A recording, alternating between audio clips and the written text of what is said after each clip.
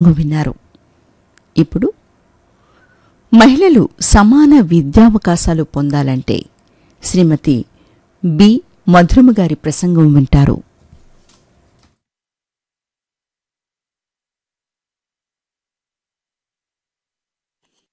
ముదితల్ నేర్వగరాని విద్య కలదే ముద్దారు నేర్పించినన్ అన్నారు పెద్దలు.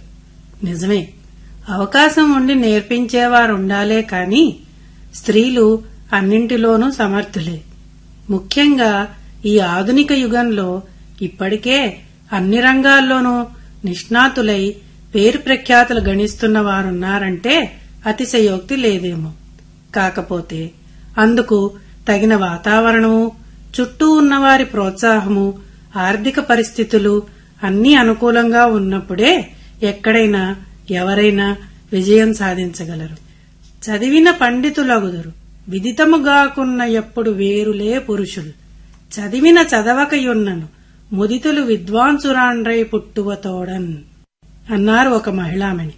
అది అక్షర సత్యం. ఎందుకంటే అవగాహనా శక్తి, ఓర్పు, నేర్పు, పట్టుదల వంటి లక్షణాలు స్త్రీలకు ఎక్కువగా ఉంటాయి. ఇకపోతే ముఖ్యంగా చిన్ననాటి నుండి ఇంట్లో తల్లిదండ్రులు కాని మిగిలిన పెద్దలు అంటే బామ్మలు, తాతయ్యలు, అమ్మమ్మలు అమ్మాయి అనేసరికి ఆడపిల్లకి చదివేందుకు, పెళ్లి చేసి పంపేయడానికి, ఇప్పుడు చదివించినా మళ్లీ కట్నం పోయొద్దు అంటూ దీర్ఘాలు తీస్తారు. పైగా ఎక్కువ చదివించిన కొద్దీ అంతకంటే ఎక్కువ చదివిన వాణ్ణి తేవాలంటే మాటలా అంటూ ప్రసంగం మొదలు పెడతారు. అంటే ఇక అమ్మాయి నీరు కారిపోతుంది. పెళ్లి చేసుకుని వంటింట్లో కూరుకుపోయేదానికి ఇప్పుడు కష్టపడి చదవడం ఎందుకు దండగా అనే విరక్తి భావంతో చదువు మీద శ్రద్ధ తగ్గిపోతుంది. ఆ పెళ్లి తొందరగా కుదరకపోతే ఇంట్లో వాళ్ల ఈసడింపులు, దెప్పి పొడుపులు, అది ఇంకో పెద్ద తలనొప్పి. తను చదవాలనుకున్నది చదవకపోగా తన తోటి వాళ్లు పై చదువులకు వెడుతూనో లేక పెళ్లి చేసుకుని సరదాగా ఉండడం వలనో చుట్టుపక్కల అమ్మలక్కల ఈసడింపులు ఏదీ లేకుండా ఇంట్లో ఉన్నవారికి మరింత నిరాశ నిస్పృహలు చోటు చేసుకుని అనేక రకాలుగా పెడదారులు పోవడం. ఆ వయసులో అసలే మనసు చాలా సున్నితంగా ఉంటుంది. ఏదీ తట్టుకోలేరు. కొందరు కాస్త మనసును గట్టి చేసుకుని ఏదైనా ఎదుర్కోగల శక్తి కలిగి ధైర్యంగా ఉండగలరు. కనుక ఇలాంటి ఆలోచనలు పెద్దలు మార్చుకుని విశాల భావాలను అలవర్చుకుని పిల్లలను వారికి నచ్చినంత వరకు చదువుకోనివ్వాలి. పెళ్లి కూడా ముఖ్యమే, కాని కాలానుగుణంగా మనసును మార్చుకుని వారికి నచ్చినప్పుడే పెళ్లికి అంగీకరించాలి. వెనకటికిలా బాల్య వివాహాలు, సతీ సహగమనాలు లాంటి ఛాందసాలు రద్దు చేసిన సంఘ సంస్కర్తలకు మనం రుణపడి ఉన్నాము. పోనీ పెండ్లి అయ్యాక చదువుకుందామా అంటే ఆ పతిదేవుడు కాస్త ఆధునిక భావాలు కలిగి ఇష్టం ఉన్నవాడైతే ప్రోత్సహించి చదివిస్తాడు. లేకపోతే అమ్మాయికి అక్కడా చుక్కెదురే. ఒకవేళ చదివించినా ఇంట్లో మిగిలిన వారు ఏకీభవించాలి. ఇంటడి చాకరీ చేసి పరీక్ష రాసి రావాలంటే నరకం. ఇంటి వాతావరణంలో పెళ్లికి ముందు, తర్వాత ఇలాంటి సమస్యలు ఎదుర్కోవడం అంత తేలిక కాదు. ఇప్పుడు అనేక మార్పులు వచ్చాయి. చాలా వరకు ప్రజల్లో అవగాహనా శక్తి పెరిగింది. ఆధునిక భావాలు వెల్లువిరుస్తున్నాయి. స్త్రీలు ఎక్కువగా కంప్యూటర్ రంగంలో ప్రావీణ్యతను సంతరించుకుని విదేశాలకు ఒంటరిగా తరలిపోతున్నారు. అందుకు తల్లిదండ్రులు, పెద్దలు అంగీకరించడం ముదామహం. అనేక చోట్ల పాఠశాలలో ఇప్పటికే చాలా మార్పులు తీసుకొచ్చారు. పాఠశాల యాజమాన్యం విద్యార్థుల్లో డ్రెస్ కోడ్ ప్రవేశపెట్టింది. డ్రెస్ కోడ్ ప్రవేశపెట్టడం ద్వారా అందరూ ఆడా మగ సమానమే అనే భావం పసి హృదయాల్లో చోటు చేసుకుంటుంది. ఇది చాలా మంచి పద్ధతి. చాలా కళాశాలల యాజమాన్యం ఇప్పటికే దీనిపై దృష్టి పెట్టింది. ఇంకా చాలా చోట్ల మార్పు రావాలి. ముఖ్యంగా పల్లె ప్రాంతాల్లో కూడా ఈ మార్పును తీసుకురావాలి. స్త్రీలు విద్యారంగంలో రాణించాలంటే పాఠశాలలు, మహిళా కళాశాలలు విరివిగా పెంచాలి. వాటికి అనుగుణంగా వీలైనంత దరిదాపుల్లో భోజన వసతి గృహాలు నిర్మించాలి. తక్కువ ఫీజులతో అందరికీ అందుబాటులో ఉండే రీతిగా సౌకర్యాలను కల్పించాలి. పుస్తకాలు కొనుక్కోలేని స్తోమత అందరికీ ఉండదు కనుక పుస్తక భాండాగారాలను అందుబాటులో ఉండేలా ఏర్పాటు చెయ్యాలి. ముఖ్యంగా స్త్రీలకు సమాన హక్కులు విద్యారంగంలో కూడా కల్పించాలి. సమయానుసమయాలతో నిమిత్తం లేకుండా రక్షణ కల్పించాలి. ఇతర దేశాల్లో స్త్రీలు అర్ధరాత్రి ఒంటరిగా ఎక్కడికైనా ధైర్యంగా వెళ్లగల స్వేచ్ఛా స్వాతంత్ర్యాలు ఉన్నాయి. తగిన రక్షణ చర్యలు తీసుకుంటారు. ఇంకా ఇలాంటి అనేక ఇబ్బందులు స్త్రీలకు తొలగించాలి.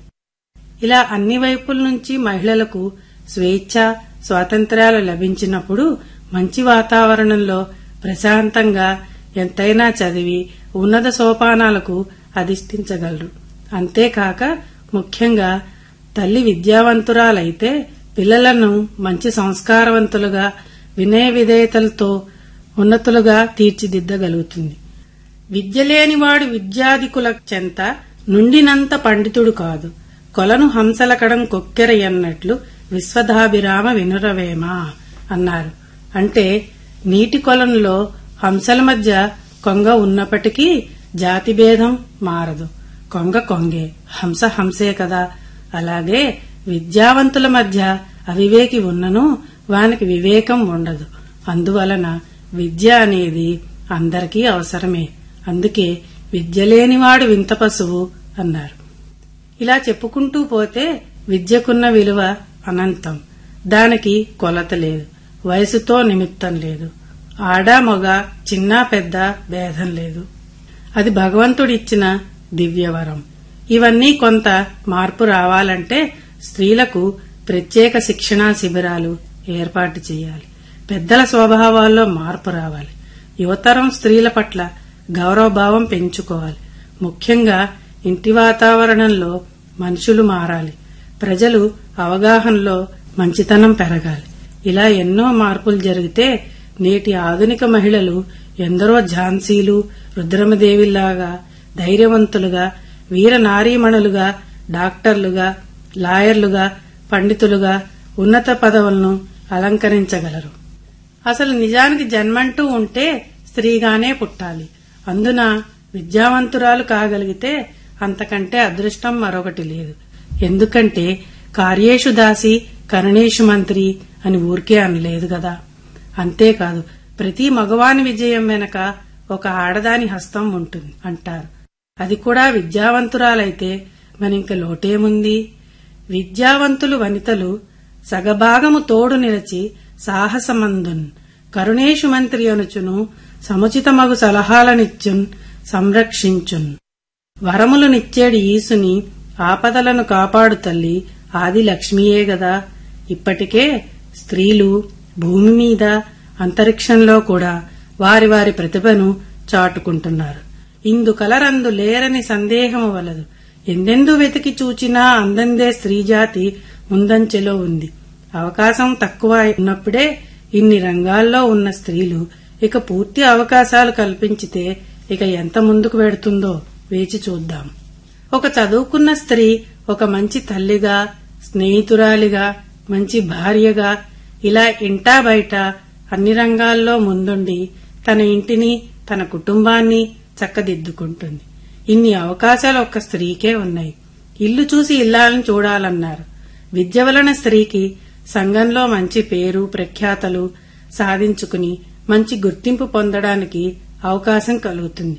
అందుకని నేటి మహిళలు వారికి ఉన్న అవకాశాలను వినియోగించుకుని మంచి బాటలో బ్రతుకునావన ముందుకు నడిపించాలని కోరుకుంటున్నాను.